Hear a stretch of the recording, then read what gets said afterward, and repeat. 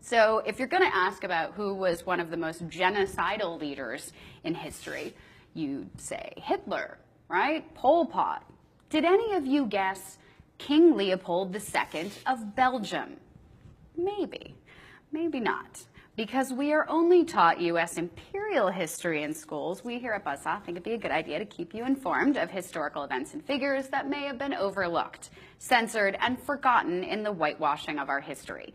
So today we bring you the story of King Leopold II of Belgium. Now, King Leopold owned the Congo during his reign as the constitutional monarch of Belgium in the late 1800s. While owning the Congo, King Leopold was responsible for the deaths of over 10 million Congolese. Let me repeat that number one more time so you fully understand it. 10 million people of the Congo were killed during King Leopold's reign. How does this happen, and how do we get from some guy in Belgium killing 10 million Africans in the Congo, and why? Well, during the 1880s, when Europe was busy kind of dividing up the continent of Africa for its resources, King Leopold II basically came in and laid claim to the uncharted Congo Free State. Just said, it's mine. Even though, hundreds of thousands of millions of people live there.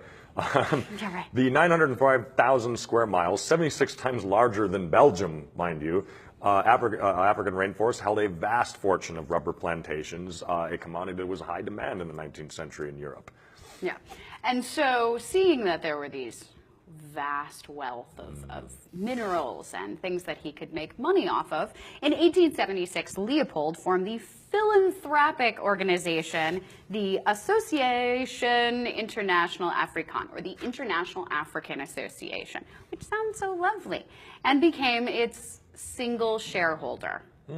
Under the guise of missionary work and the westernization of African peoples, the International African Association was a vehicle to enslave people of the Congo River Basin, simply to enrich King Leopold. That's Pretty much. all that happened. Pretty it's much. very also similar, this is this is sort of what happened in the United States. People came in and said, hey, you have all of this stuff. So what we're going to do is we're going to tell you that everything you think and everything you do is wrong, and we're going to take your land, and we're going to abuse you, and we're going to do it. We're going to take all the wealth out of your land. We're going to take all the wealth out of your free state that was free. In 23 years, Leopold II ruled Congo, and he massacred, like we said before, 10 million Congolese. This is how he did it, generally, just so we get an idea of how vicious this guy was and how vicious this reign was. He would cut off their hands and genitals. He would flog them to death. He would starve them and put them into forced labor just to get this, all these minerals and the rubber and all that. He would hold children for ransom and burn villages. Lovely guy, this historical figure who's on money, by the way, who he put on money. Yeah. Lovely. And how does he do this? Well, he did this because he had his private mercenary force, the Force Publique. To do his terrorizing and killing. White officers often commanded black soldiers, many of whom have been kidnapped as children during raids and then raised in like missionaries and things like that. So you kidnap the children, indoctrinate them. They have no other way to go because they're kidnapped. They've lost all their culture. And then you turn these kids, and you turn these former members of Congress on themselves. Yeah. Great, now we're going to use you guys. Tell me a little bit about how the old Force Publique operated. So you have your charitable organization and your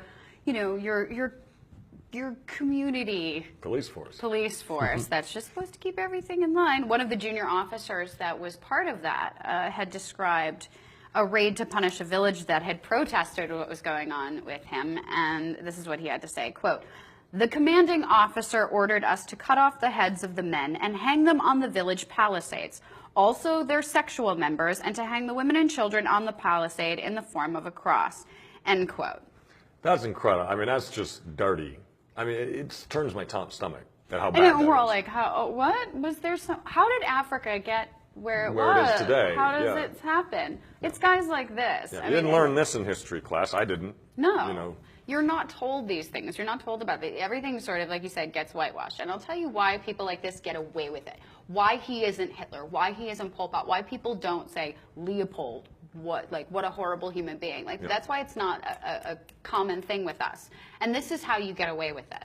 because Leopold II committed every one of these atrocities over the years while never stepping foot in the Congo.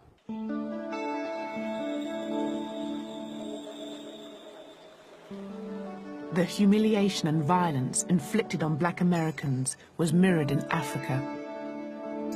At the end of the 19th century, as Europe's powers scrambled for control of the continent's riches, the rights of the indigenous peoples were no impediment to their plans for conquest. The attitude of white people in all Europe was tabula rasa, terra incognita. Here is a place which is a sort of no man's land. And in other words, we can create our own states there, and we're going to bring order and civilize them. Always the word civilize was used. Whatever you were actually doing, whether you were shooting them, you were civilizing them. The vast majority of people thought they would need, at best, a paternalistic treatment, that they would need looking after, like children.